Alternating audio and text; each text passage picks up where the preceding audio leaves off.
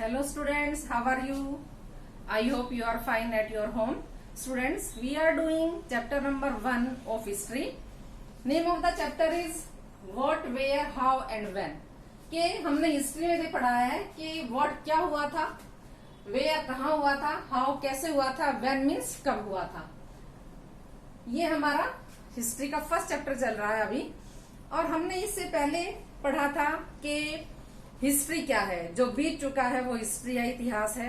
और हिस्ट्री में अब हमने ये देखा कि लोग कहाँ पर रहते थे, अपनी बस्तियां कहाँ बसाते थे. वो नदियों के किनारे बसाते थे, जैसे हमने गंगा रिवर के बारे में पढ़ा, हमने नर्मदा रिवर के बारे में पढ़ा, और कुछ हमारा सदर्न इंडिया के बारे में पढ़ा हमने.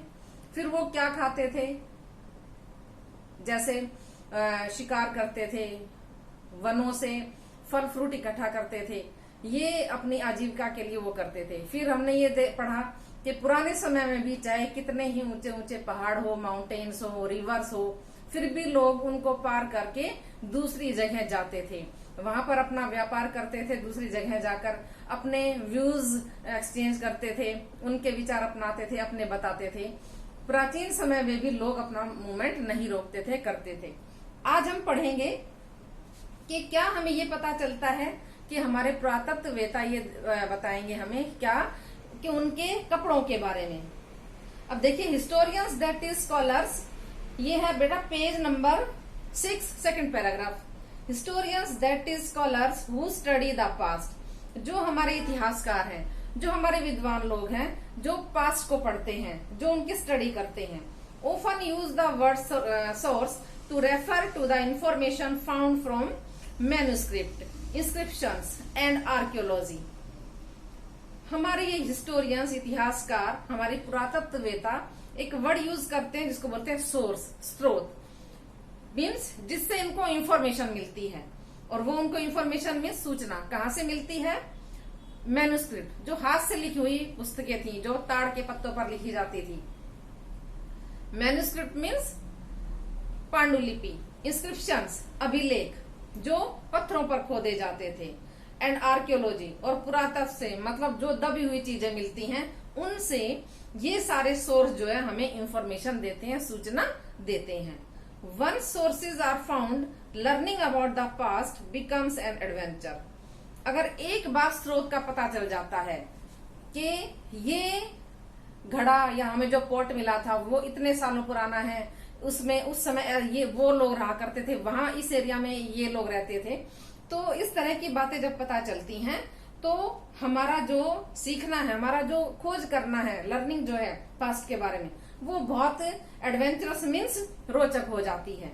As we reconstruct it bit by bit, क्योंकि हम इसको लगातार फिर करते चले जाते हैं. जब इंटरेस्ट आना स्टार्ट हो जाता है तो जो पुरातत्ववेता है वो अपनी खोज को कंटिन्यू रखते हैं.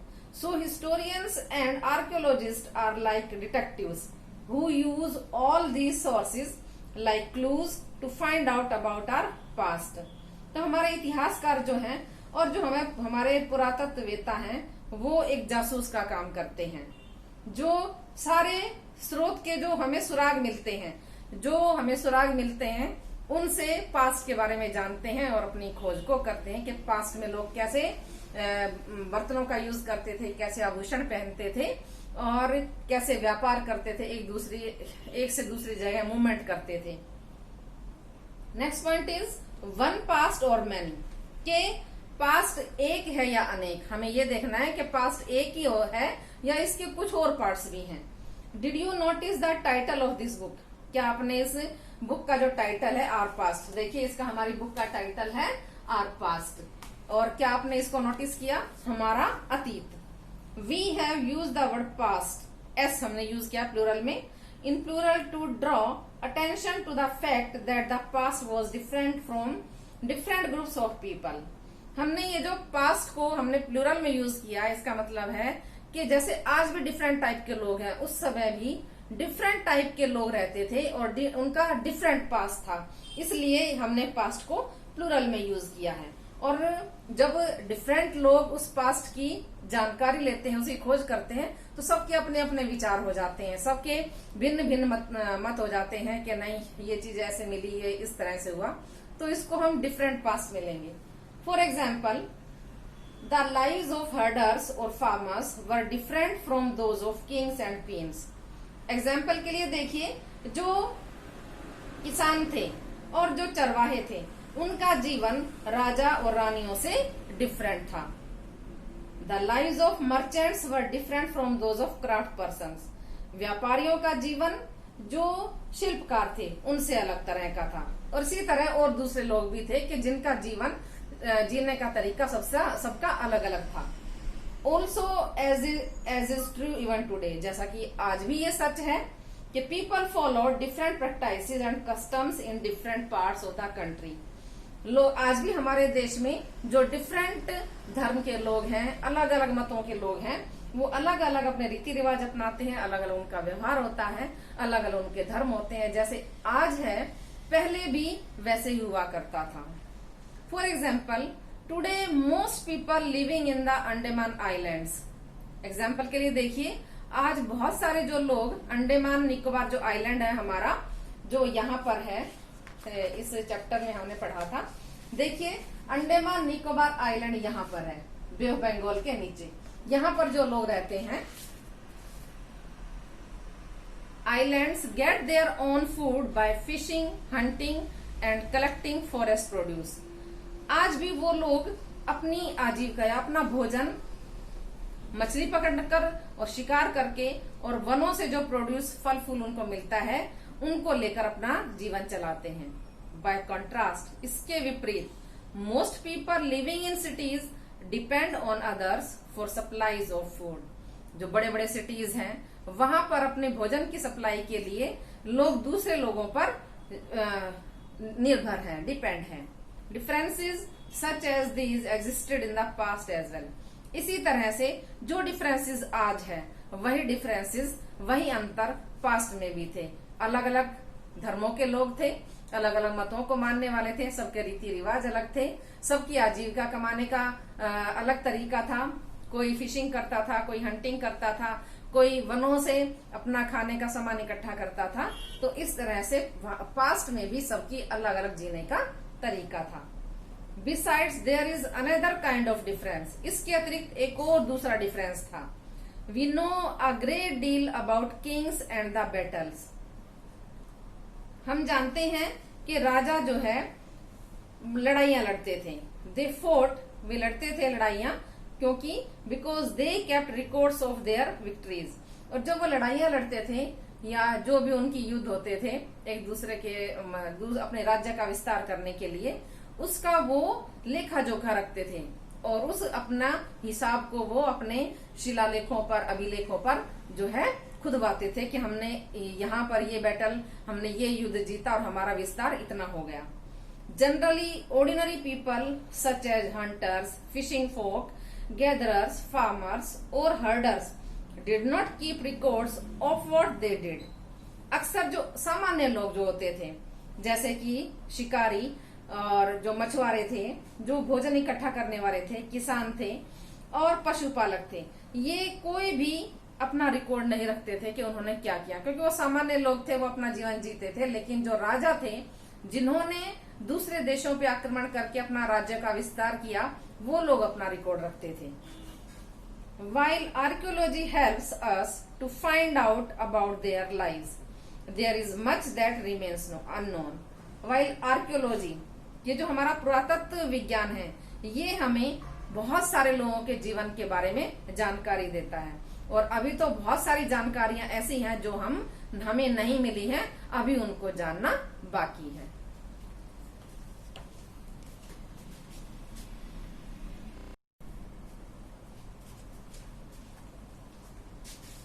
स्टूडेंट्स, हमारा नेक्स्ट पॉइंट है व्हाट डू डेट्स मीन।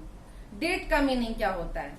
देखिए, हमने कई बार पढ़ा है अपने इस चैप्टर में भी, कहीं बीसी लिखा है, कहीं पर एडी लिखा है। अब इसका मीनिंग क्या होता है? देखिए, सबसे पहले हमें ये देखना है कि हमारा एक ये हमने बनाया है कि समझ लो 0 ईयर है जब क्राइस्ट का बर्थ हुआ था। हम इससे बीसी को लेकर क्यों चलते हैं? क्योंकि जो क्रिश्चियन इरा है, जो क्रिश्चियन लोग हैं, ये उन्हीं का बनाया हुआ है। और हमने इसको क्यों अपनाया है? क्योंकि बहुत सारे कंट्रीज ने इसी जो है पैटर्न को अपनाया है, इसलिए इंडिया ने भी इसको अपनाया है। और इंडिया में एक रीजन ये भी है कि हम पर जो है ब्रिटिश लोगों का शासन था पहले, और उनके द्वारा बनाया हुआ इरा जो है हम यूज करते हैं, और पूरा वर्ल्ड जब इसको यूज कर रहा है तो उसको यूज करना इजी हो जाता है। देखिए, समझ लो कि जब जीसस क्राइस्ट का, जो क्रिश्चियन लोग हैं वो उनके धर्म गुरु है जीसस क्राइस्ट, जब उनका बर्थ हुआ समझ लो वो 0 ईयर था। जहां पर बीसी लिखा है, कहीं पर बीसी लिखा है तो इसका मीनिंग है कि क्राइस्ट के बर्थ से पहले। BC means before Christ. कोई भी अगर घटना घटी है तो वो क्राइस्ट के जन्म से पहले, जीसस क्राइस्ट के।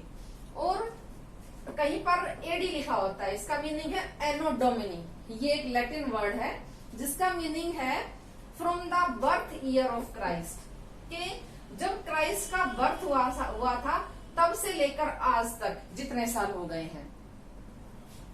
इस बीसी लिखा है तो क्राइस्ट के बर्थ से पहले, और अगर एडी लिखा है तो जिस ईयर में क्राइस्ट का बर्थ हुआ था उसके बाद तक कितने साल हो चुके हैं, ये एडी आएगा।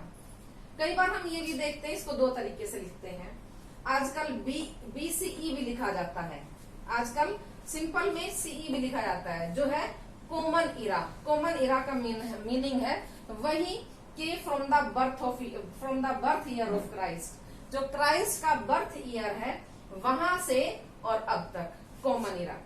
और बीसीई मीन्स बिफोर कॉमन इरा, मीन्स जो कॉमन इरा, जो क्राइस्ट का बर्थ था वो उस ईयर को हमने कॉमन इरा मान लिया, और कॉमन इरा मानने के बाद में ये हमने बोल दिया कि बिफोर कॉमन इरा, के जो भी घटना हुई है वो इस कॉमन इरा से पहले हुई है। इसको बीसी लिखते हैं या बीसीई लिखते हैं, और जो क्राइस्ट के बाद हुआ उसको एडी लिखते हैं या सीई लिखते हैं।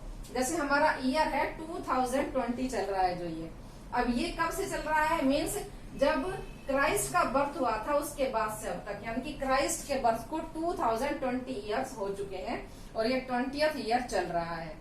2019 ईयर्स क्राइस्ट के बर्थ को हो चुके हैं, और ये 2020 मीन्स 2019 साल हो चुके हैं क्राइस्ट के बर्थ को, और ये 2020वां साल चल रहा है क्राइस्ट के बर्थ के बाद में। अब इस तरह के इस डेट को समझिए। ये है हमारा if somebody ask you the date, you will probably mention the day। अगर कोई भी आपसे डेट पूछता है तो अक्सर जो हमारा दिन होता है, जो हमारा मंथ होता है, जो हमारा ईयर होता है, वो हम बताते हैं। 2000 एंड समथिंग, समझ लो 2000 एंड समथिंग, ये बुक शायद 2000 में पब्लिश हुई थी, तो 2000 यहाँ लिखा हुआ है। These years are counted from the date generally assigned to the birth of Jesus Christ। ये जो डेट है हमने गिनी है कि जो क्राइस्ट के, जीसस क्राइस्ट के बर्थ के बाद जो है, बर्थ के ईयर से हमने ये काउंट करना शुरू किया है। मीन्स अगर 0 ईयर में क्राइस्ट का बर्थ हुआ था तो क्राइस्ट के बर्थ को 2000 ईयर्स हो चुके हैं, और हमारा जो 2020 है मीन्स क्राइस्ट के बर्थ को 2019 हो चुके हैं, और 2020 चल रहा है। द फाउंडर ऑफ क्रिश्चियनिटी, जो ईसाई धर्म के संस्थापक थे। So 2000 means 2000 years after the birth of Christ, means Christ के बर्थ के 2000 साल बाद। All dates before the birth of Christ are counted backwards and usually have the letters BC before Christ. जो भी डेट्स लिखी गई हैं जहां पर बीसी लिखा होता है, जो हमने अभी देखा है, वो सारा क्राइस्ट के बर्थ से पहले का है। जीसस क्राइस्ट के बर्थ से जो भी घटना घटी थी वहां पर हम बीसी लिखेंगे, और जो बाद में हुई है वो उसके बर्थ के बाद में हुई है। एडी या सीई लिखेंगे, कॉमन एरा लिखेंगे। इन दिस बुक, इस बुक में we will refer to dates going back from the present, means हम ये देखेंगे कि जो आज से पीछे जो डेट्स चली गई हैं उनके बारे में पढ़ेंगे। Using 2000 as our starting point, means जो हमारा आज का 2000 है इसका स्टार्टिंग पॉइंट लेंगे, और पहले वाला हम जो है वो बिफोर क्राइस्ट, उसको हम काउंट करेंगे डेट के अकॉर्डिंग। अब देखिए, एक और था हमारा ये रोजेटा एंड इजिप्ट पॉइंट। अब हमने इसमें बहुत पढ़ा है, इसमें वर्ड एक इंस्क्रिप्शन, अभिलेख। इजिप्ट जो कंट्री है वहां पर रोजेटा जगह है, वहां पर एक बहुत बड़ा स्टोन पर लिखा हुआ एक इंस्क्रिप्शन मिला, अभिलेख मिला, जिस पर डिफरेंट लैंग्वेज लिखी हुई थी। इजिप्शियन लैंग्वेज, ग्रीक थी, उनमें लिखा हुआ था। तो उसका ये एक एग्जाम्पल यहाँ पर दिया गया है। देखिए कैसे लिखते थे वो। उन्होंने डिफरेंट सिंबल बनाए हुए थे अपनी लैंग्वेज के। यहाँ पर देखिए एल को क्या लायन से दिखाया गया है, ए को बर्ड से दिखाया गया है। इसलिए डिफरेंट चीजों के जो उन्होंने ये सिंबल्स जो है सेट कर रखे थे, इसके अकॉर्डिंग वो इसको पढ़ सकते थे। तो ये एक जो इजिप्ट में रोजेटा नाम की जगह पर जो ये इंस्क्रिप्शन मिला है, ये दिखाता है कि लोग जो है, राजा या जो भी एम्पर या किंग्स थे, वो अपनी बातें जो है वो इन जो पत्थर थे उन पर या मेटल पर खुदवाते थे, जिनको लोग आसानी से पढ़ सकते थे।